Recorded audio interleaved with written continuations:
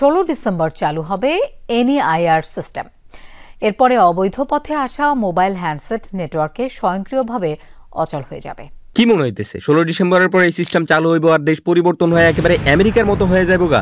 হইতেই পারে, কারণ যেই পরিমাণে গে আর লেসবিয়ানের উৎপত্তি বেড়ে গেছে ভাই দেশে, আমেরিকাতেও খারাপ পরিস্থিতি এখন। আর ইকোনমির দিক দিয়ে আমেরিকার সাথে তুলনাও করো না ভাই, উড়ন্ত জোতা গালে এসে পড়বো। আচ্ছা, তো এইবার আসো এনইআইআর সিস্টেমে। ভাই এটা কোনো এনইআইআর ফ্যানিআইআর না, এইটা হচ্ছে গিয়া জনগণের বকচোদ বানানোর সিস্টেম। কারণ ভাই তারা চাইতেছে এই সিস্টেম দিয়ে আনঅফিসিয়াল মার্কেটটারে পুরোপুরিভাবে বন্ধ করে দিতে। এইবার আসো আনঅফিসিয়াল ফোন মার্কেট বন্ধ হয়ে গেলে জনগণের লস কিভাবে, প্রবাসীদের লস কিভাবে, ব্যবসায়ীদের লস কিভাবে। প্রথমেই আসে আমাদের মতো সাধারণ জনগণ, যাদের একটা ফোন কেনার সময় বাজেট থাকে 20-25 কিংবা সর্বোচ্চ 35। আর এই বাজেটের অফিসিয়াল ফোনগুলো যা অফার করে থাকে, আপনি 35,000 টাকায় মোবাইল কিনবেন, আমাদের ফোনে আপনারা টিকটক চালাতে পারবেন, ইউটিউব চালাতে পারবেন, 1080p ভিডিও দেখতে পারবেন, ফেসবুক চালাতে পারবেন, তারপরে ক্যামেরা থাকবে যেটাতে 200 মেগাপিক্সেল আমরা বলবো কিন্তু 50 মেগাপিক্সেল থেকেও খারাপ দিব। আর গেম খেলতে পারবো না। গেম ওইটা আবার কি জিনিস ভাই? আমাদের ফোনের আশেপাশেও যাতে গেম না আসে, আর যদি ভুলে ভালো গেম ইনস্টল করে ফেলেন তাহলে আপনার নামে নারী নির্যাতন মামলা কনফার্ম, কারণ আমাদের ফোন সফট। এই দেখো 27,000 টাকার official phone techno Camon 40 pro.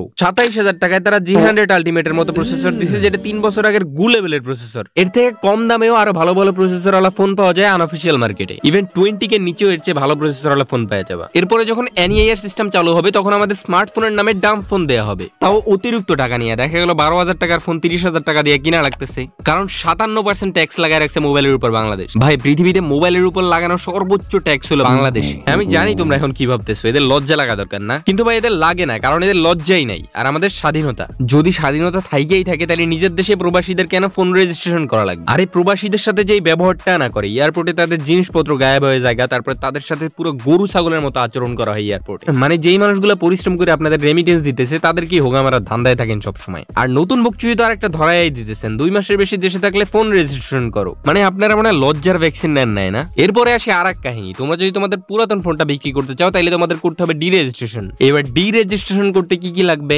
NID card, cash memo, IMEI number. আপনারা একটা কাজ করেন না, এই সমস্ত বকচুদি না কইরা আমাদের হাত থেকে ফোনগুলো নিয়ে নেন, নিয়ে তারপরে এক একটা করে বিটিভি ধরাই দেন, ওখানে আমরা ইউনূস সাহেবের ইন্টারভিউ দেখবো। এটা নাকি গণতান্ত্রিক দেশ, এই দেশে জনগণের কথা শোনা হয়। ভাই এই দেশে তুমি স্বাধীনভাবে ফোন ইউজ করতে পারবা না, কথা বলতে পারবা না, কোনো একটা রাজনৈতিক দলের সমালোচনা করতে পারবা না। এই দেশে আমি এমন কোনো কিছু দেখলাম না যেটা জনগণের পক্ষে। 57% ট্যাক্স, 150% ট্যাক্স, আরো কত কি। আচ্ছা, কয়েকদিন আগে শুনছিলাম ডাটা প্যাকের নাকি কোনো মেয়াদ থাকবে না। কি কিছু হইলো? উল্টারও ডাটা প্যাকের প্রাইস বাড়াই দিছে। এরপরে আসো ব্যবসায়ীদের ব্যাপারে। এই সিস্টেম চালু হলে ব্যবসায়ীরা প্রচুর পরিমাণে লস খাবে, কারণ শুনলাম তাদের অনেকের নাকি ব্যাংক লোন আছে, তারপর যে মালগুলা স্টকে পড়ে আছে ওই মালগুলা কি হবে এই সিস্টেম চালু হওয়ার পর? তারপরে দোকানের স্টাফ গুলো কর্মসংস্থান হারাবে। তো ভাই যে যার জায়গা থেকে ফেসবুকে এই বিষয়টা নিয়ে লেখালেখি করো, আর যদি পারো ব্যবসায়ীদের সাথে রাস্তায় নামতে এটার নামও ভাই, কারণ ভাই শেষ পর্যন্ত এই সিস্টেমটা যদি চালু হয় তাহলে লস কিন্তু আমাদেরই। 57% ট্যাক্স দিয়ে কোনো প্রকার কোনো মোবাইল কেনার ইচ্ছা শক্তিই আমার নাই। আমি যে এই ভিডিওটা তোমরা বেশি বেশি করে শেয়ার করো, কারণ এই ইনফরমেশন গুলো সবার কাছে পৌঁছানো দরকার। তো ভাই লোক আজকের ভিডিওটা এই পর্যন্ত। ভালো লাগলে লাইক মারো, চ্যানেলটাকে সাবস্ক্রাইব করো। আর হ্যাঁ, তোমাদের যদি টেক বা গেমিং এ ইন্টারেস্ট থাকে তাহলে ভাই টেক চ্যানেলটাও সাবস্ক্রাইব করে দিতে পারো। ওইটা আমার নতুন চ্যানেল, আর ওখানে একটা ভিডিও অলরেডি আপলোডেড আছে, তাহলে দেখে আসতে পারো। ওকে বাই, দেখা হচ্ছে ভাই টেক চ্যানেলে।